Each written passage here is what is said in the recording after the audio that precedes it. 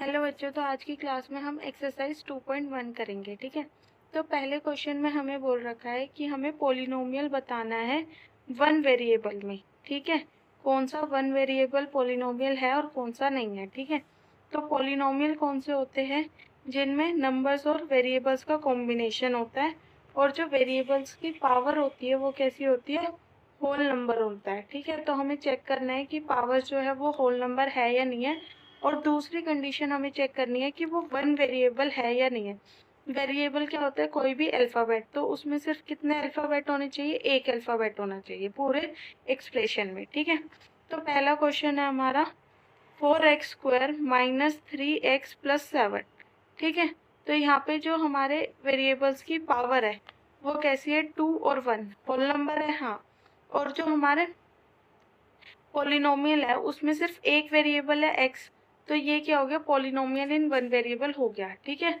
उसके बाद हमारा सेकंड क्वेश्चन है y² प्लस √2। तो यहाँ पे जो हमारे वेरिएबल की पावर है वो होल नंबर है और वेरिएबल भी कितने? एक। तो ये भी हमारा पॉलिनोमियल इन वन वेरिएबल हो गया। ठीक है। थर्ड क्वेश्चन है हमारा 3√t प्लस t√2। तो यहाँ पे अगर हम पावर की बात करें तो t की पावर हम यहाँ पे 1/2 लिख सकते हैं, क्योंकि रूट की पावर क्या हो जाती है? 1/2। रूट को हम कैसे लिख सकते हैं? 1/2। तो यहाँ पे ये होल नंबर है? नहीं। तो ये हमारा पॉलिनोमियल होगा? नहीं, ये हमारा पॉलिनोमियल नहीं होगा। वन वेरिएबल में तो है बट ये पॉलिनोमियल ही नहीं है। ठीक है। उसके बाद हमारा है फोर्थ क्वेश्चन, इसमें है y प्लस 2/y। तो यहाँ पे अगर हम इसको सॉल्व करें 2/y को, तो अगर हम इसको न्यूमरेटर में लेके जाएंगे तो पावर कितनी हो जाएगी? -1। तो -1 होल नंबर होता है? नहीं। तो ये क्या हमारा पॉलिनोमियल होगा? नहीं, ये हमारा पॉलिनोमियल नहीं होगा। ठीक है।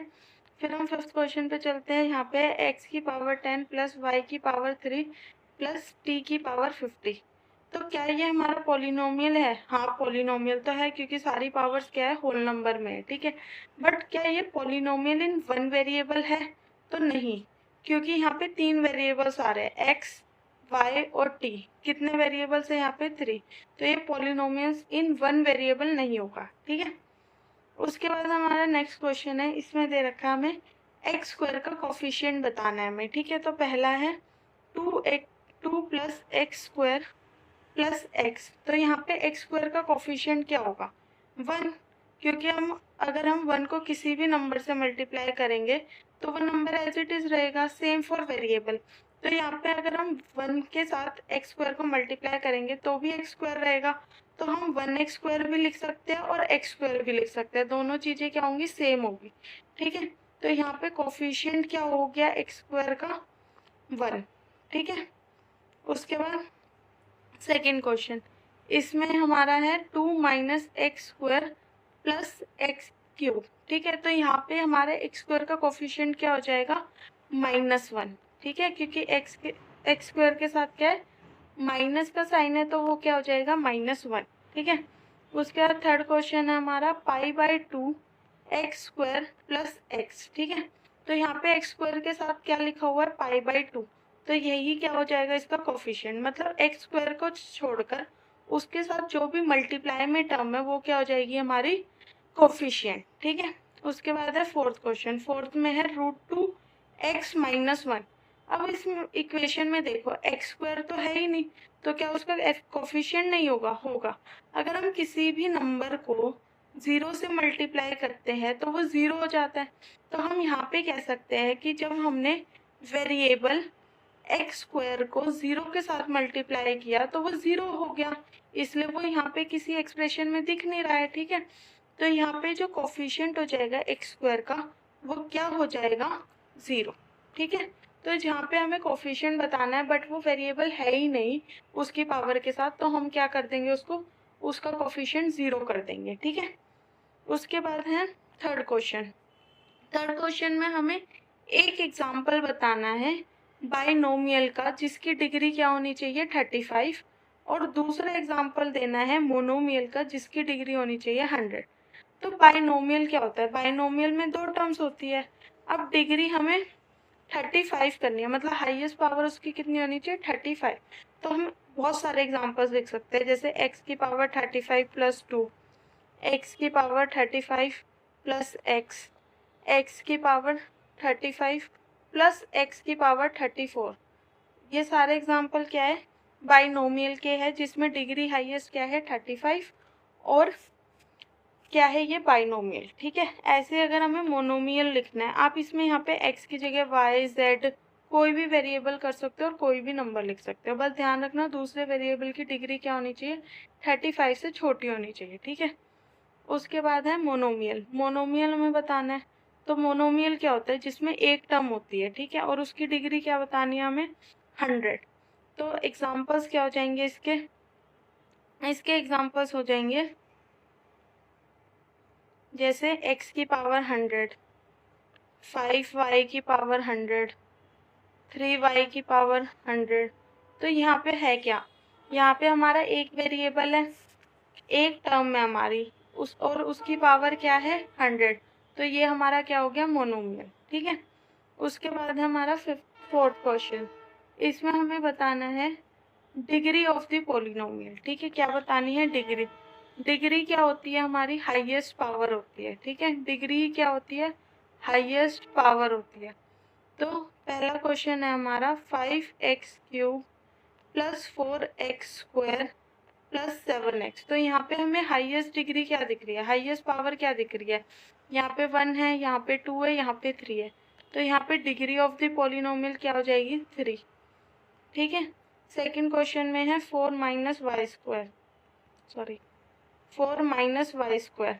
तो यहाँ पे हमें हाईएस्ट पावर क्या दिख रही है वेरिएबल की 2, तो डिग्री क्या हो जाएगी यहाँ पर 2। ठीक है, उसके बाद थर्ड क्वेश्चन है, इसमें हमें दे रखा है 5t माइनस √7। तो यहाँ पे हमें वेरिएबल क्या दिख रहा है t और इसकी पावर कितनी है 1। तो ये डिग्री क्या हो जाएगी यही 1। ठीक है, उसके बाद हमें दे रखा है फोर्थ में 3 के साथ कोई वेरिएबल है नहीं है, बट हम ये कह सकते हैं कि अगर हम किसी भी वेरिएबल की पावर 0 कर दें तो वो 1 हो जाता है। ठीक है, और अगर हम 1 को 3 के साथ मल्टीप्लाई करेंगे तो भी 3 आएगा। तो जो यहाँ पे वेरिएबल होगा उसकी पावर क्या होगी 0 और यही क्या हो जाएगी उसकी डिग्री हो जाएगी। डिग्री क्या हो जाएगी 0। तो कभी भी आपको कोई कांस्टेंट नंबर दे रखा है, कभी भी अगर आपको कांस्टेंट नंबर दे रखा है और उसकी डिग्री पूछी है उस पॉलिनोमियल की, तो वो हमेशा क्या हो जाएगी 0।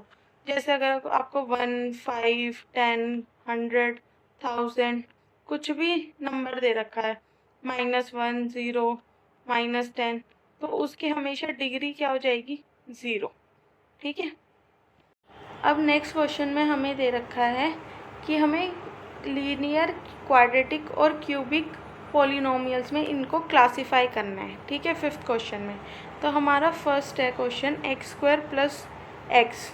तो लीनियर, क्वाड्रेटिक और क्यूबिक में क्या देखते हैं हम, हाईएस्ट पावर देखते हैं पॉलिनोमियल की क्या है। अगर हाईएस्ट पावर 1 है तो वो लीनियर है, 2 है तो वो क्वाड्रेटिक है और 3 है तो वो क्यूबिक है। तो यहाँ पे क्या है हाईएस्ट पावर 2, तो ये क्या हो जाएगा क्वाड्रेटिक। ठीक है, उसके बाद सेकंड क्वेश्चन में हमें दे रखा है x माइनस x³। तो यहाँ पे हाईएस्ट पावर क्या है 3, तो ये क्या हो जाएगा क्यूबिक। उसके बाद हमें दे रखा है y प्लस y² प्लस 4। ठीक है, तो यहाँ पे हाईएस्ट पावर क्या हो जाएगी 2, तो ये मतलब क्या है क्वाड्रेटिक। ठीक है, उसके बाद है फोर्थ, यहाँ पे हमें 1 प्लस x दे रखा है, यहाँ पे पावर कितनी हो जाएगी 1 और 1 का मतलब क्या हो गया लीनियर। ठीक है, उसके बाद है फिफ्थ में हमें दे रखा है 3t, यहाँ पे t की पावर क्या है 1, तो ये कौन सी हो जाएगी लीनियर। ठीक है, उसके बाद हमें दे रखा है r²। तो यहाँ पे पावर कितनी है 2 का मतलब क्या हो जाएगा क्वाड्रेटिक।